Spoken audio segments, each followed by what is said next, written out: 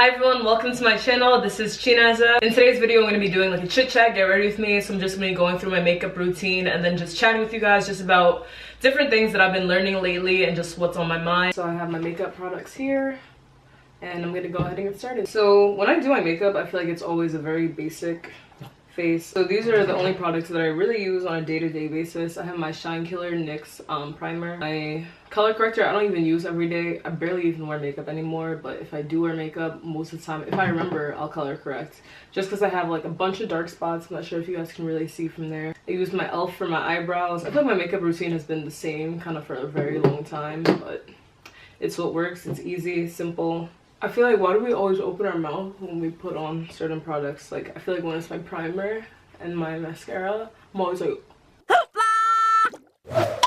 So what's been on my mind today, or just kind of what I wanted to start talking about, was kind of just what I've been learning in church recently. Now that I'm out of college, and even while I was in college, like during my senior year, that's when I really, like, I would say definitely like started to grow my personal relationship with like God and everything. And I'm thankful for that, because now that I'm out of college, like I've taken it upon myself to at my new church to even join like the young adults group. So I've been getting like a lot of in-depth learning just on everything that I learn on Sunday, but then getting to take it like to the next level and discuss with people around the same age as me. If you have something like that at your church, or if you don't go to a church and you just want to go to like a young adults group, I highly suggest it, because you're able to get like a way more like personalized and like in-depth relationship. It's a great way to meet people that are around your age, because I feel like that transition period from graduating college and then like being in the real world, you're like an adult, but it's like you're not an adult, so it's like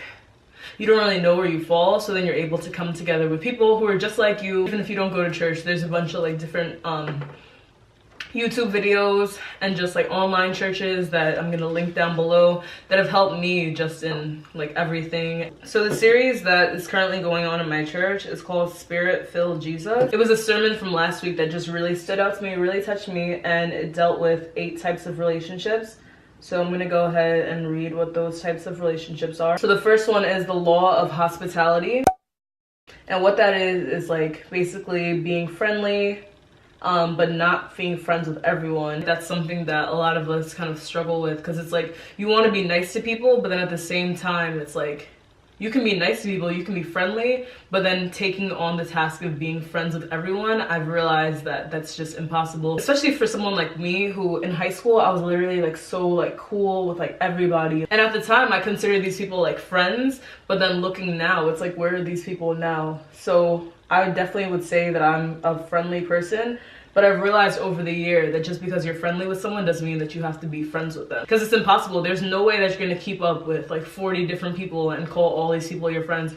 I don't know, maybe you're like this superhero person who can do that, but I just realized that as I've grown, like just in my relationship with just different people, you realize that not everyone that you're friendly with is your friend. And that's important too, because when it comes to like trusting people as well, you can't expect someone, I don't know, I feel like some people are just too trusting and that's how they end up getting hurt. So you can't put too much trust into people that you're just friendly with, because just because you're friendly with them doesn't mean that they even consider you a friend. So the second law is the law of capacity. It basically means that with every relationship, you're giving out like a piece of yourself in a way. So whether that's your time, your money, just literally, I feel like time is more important than your money, because it's like you're actually taking time out of your day to build these relationships. But again, kind of like dealing with the last law, it's like you cannot build so many, you're gonna drain yourself out basically.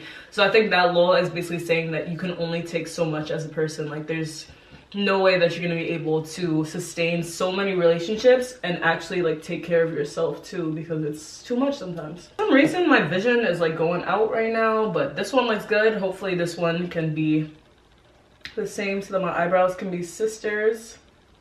No, my eyebrows can be twins and not sisters. The third law that was spoken about was the law of priority.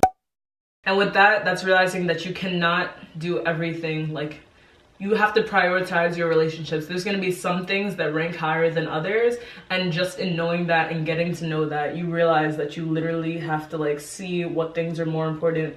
Especially like the pastor spoke about how basically he had this roommate in college that he was really close with. They were close friends, they did everything together, but once it came time for graduation, like their lives just changed. One person got married, one person moved cross country, one person started to have kids.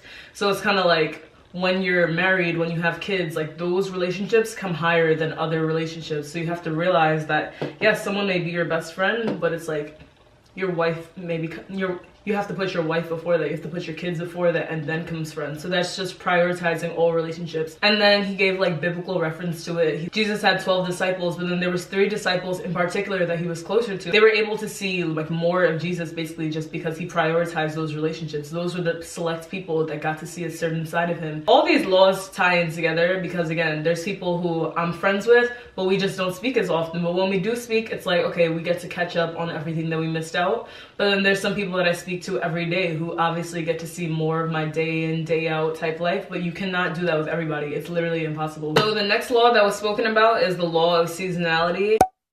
And that's realizing that some people are in your life for a season, some people are there for a lifetime, but you need to be able to distinguish between the two. Not everyone who you think is going to be in your life for a long time is going to be there for a long time. So you need to realize those types of relationships, cherish them, and then sometimes you have to learn to let go. And he really spoke on like how few people will be friends for life. And it may be hard to let go. I know me personally, like when I came to college, I came in with so many friends from high school, but now looking back, it's like half of those people I don't even speak to anymore. And a lot of the times it's not even any bad blood, like things didn't end badly or anything, but at the same time it's like realizing that those people were just happened to be there for a season. Like things were good between us, we'll always be cool, but that type of relationship, that close-knit relationship that we had back in high school, it probably isn't going to be the same throughout life. People are seasonal, but don't take that too personally because you're probably a seasonal person to someone as well. Luckily though, I was blessed to have some relationships with people from high school that I still have till this day. So shout out to those people, they know who they are, and those are people who I actually see as my friends for life too. And then some of my high school friends actually ended up coming to the same college as me as well, which was even better because we were able to continue that relationship through college, like being at the same school. And I definitely see those people as my friends for life. So I don't know what's up with my lighting right now, but like it looks great on camera, but then looking in this mirror, everything's dark. So if my face starts to, you know, look kind of crazy, it's not my fault, it's the lighting, because outside it's so gloomy. But I had to film today. I just had a lot on my mind that I wanted to share with you guys. So the next law that I want to speak about is the law of safety. And with that law, that's basically realizing that there are people who want to harm you, who are out there to get you. So you need to be able to protect yourself, to guard your heart, and to realize those type of like toxic relationships. You realize when it's time to walk away, when it's time to let go, because there are some relationships that are going to be unsafe. Like not everyone who's in your life is there to do good. Like I've seen like literally like memes, it's like, oh, fellas, like if you coming into a lady's life and you got nothing but bad news for her, like stay away. That's true. Like if you're coming into someone's life with negative intentions, or you just know you're not there to be a blessing, like just please do not enter my life, do not enter other people's lives when you know that your intentions for them are not pure. Something important that the pastor said was that love is free but trust is earned, and that's so true. I feel like a lot of the time people get burned, they get hurt because they put so much trust in someone who they should have never put trust into. And that's why whatever type of relationship that you have, whether it's a friend, whether it's a boyfriend, whether it's a girlfriend, whether it's your family member even, because yes, family members be trifling out here. Like you cannot even trust your family sometimes. If you see that things are not really like stable, like you just need to really just pray about that relationship and see if God wants this person to continue to be in your life, because a lot of the time these relationships are unsafe. It may be hard to let go of it at first, but then at the same time you have to realize that you're doing this for your own well-being. Now I'm going to go ahead and wet my beauty blender or beauty sponge, whatever you want to call it, so that I will be able to blend out. Alright y'all, so I'm back. This next law was one that I felt kind of like touched me the most, because this is kind of something that I've been working on, like I would say over the past like year and a half, 2 years period, which is the law of clarity. So I know a lot of the times like we're quick to assume, easy to judge, all that, and afraid to ask important questions. And I'm not gonna lie, sometimes I still am, but now that I've taken the step to actually like ask those tough questions and get clarity on situations that I may be like unclear of, and that can be in any type of relationship, basically like when you need to ask those serious like questions that may or may not end a certain relationship. A lot of the times we're quick to assume or just like not want to ask these questions and then just continue on in this relationship not really knowing what exactly it is. So with me, like practicing the law of clarity has definitely caused some relationships to end, but honestly it's for the better. And I feel like that's something that a lot of people like in this age group specifically also struggle with. But I'm here to tell you that, you know, it is hard at first, of course, but once you start doing it, it becomes so much easier.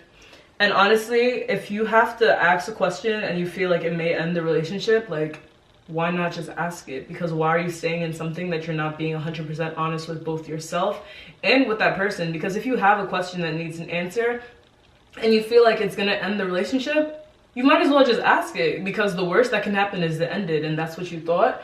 But why carry on in something when things are not clear? You're just wasting your time, you're wasting that person's time. It's unfair to that person, but it's also unfair to yourself because you're just living in this like false reality. I've realized no matter how much you want things to go your way, you need to let things be as they are, not what you want them to be. He also talked about like transitional talks and like critical conversations that need to be had. And then also closure conversations, because some people do need closure to move on.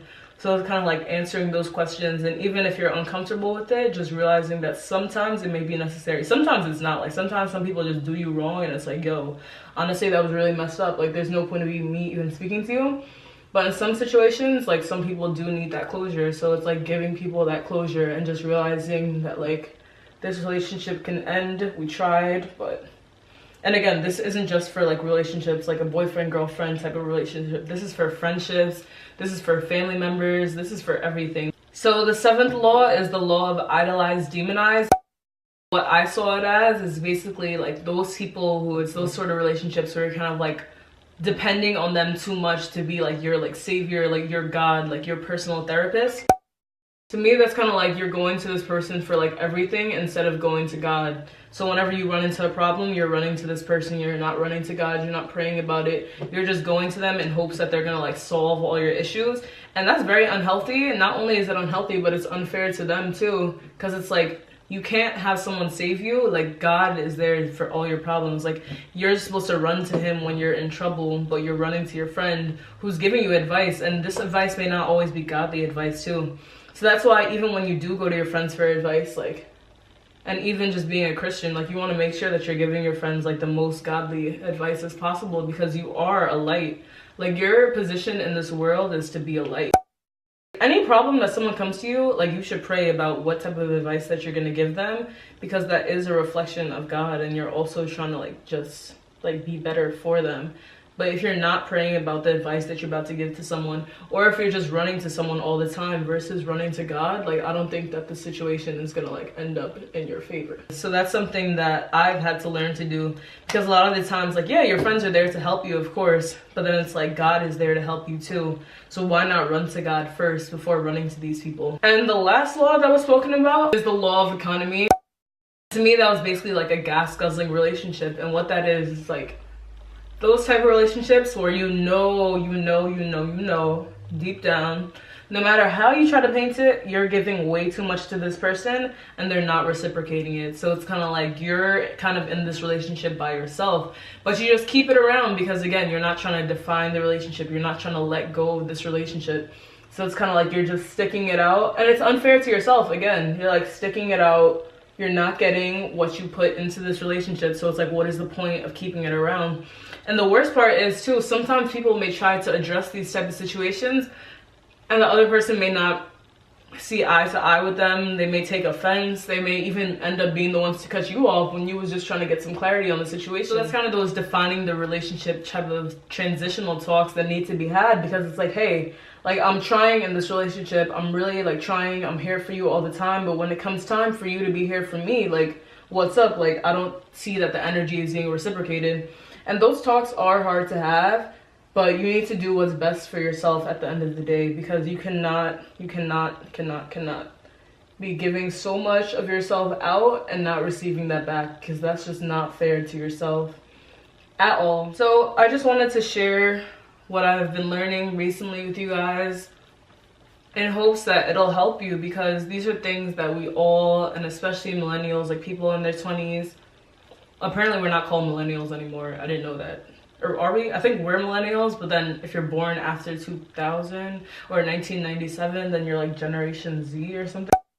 Anyways, I just felt that it's important to know, and especially when it comes to like the law of clarity and the law of economy, I know that those are like some of the most important ones that affect a lot of people. They're all important and they all tie into each other though, however. And I'm basically done with my makeup. All that I have to do now is just put on mascara and also setting spray, and that's basically, oh, and lip gloss obviously, but that's basically it. Like right now I'm just blending out. I'll probably go into the bathroom just to make sure everything is blended like 100%, because again, I'm in my mirror and it's kind of like dark in here. Okay guys, so I just used my setting spray, and it's actually my Urban Decay all-nighter setting spray. It kind of smells like fluoride, I'm not gonna hold you, but I'm so happy that I got this. And I believe that it was like $45, I want to say, but I was about to get like the travel size version just because I was being cheap, which was like $16 for something that's like literally like this size or smaller. So I'm glad I didn't do that, because now I have more for my money, basically. Like 4 times the size of what I was gonna get for like twice the price, I think, or triple. Well, anyways, it's a steal. So now I'm gonna put on my mascara, and I'm trying to do this thing where I don't like do the whole like face. So see, we don't have to open our mouth all the way. It can be like a slight mouth open. So I'm gonna go ahead and apply. And this is the Tarteist I don't even know what it's called. Tarte Lights Camera Action Lashes. It's my favorite mascara like ever, but I'm running out. I need to get some more ASAP. And now that my mascara is on, the last step is lip gloss. So I usually use a NYX. This is 17 Ginger Snap. My favorite color. I'm running out though, I need some more. So I'm probably gonna mix this with some Fenty. Yeah, there's a little bit left.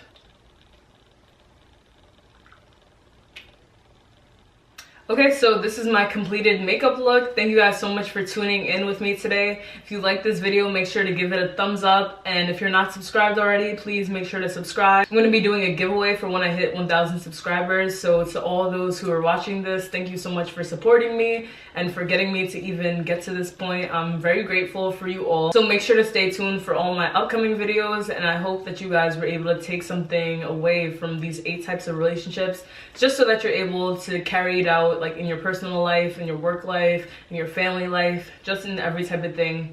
Define the relationships, make sure that you're doing what's best for you and not just holding on to things just because of time. A lot of the times it may be hard to let go, but I promise that you can do it. It gets easier once you start doing it. So yeah, thanks guys for watching this video, and see you next time.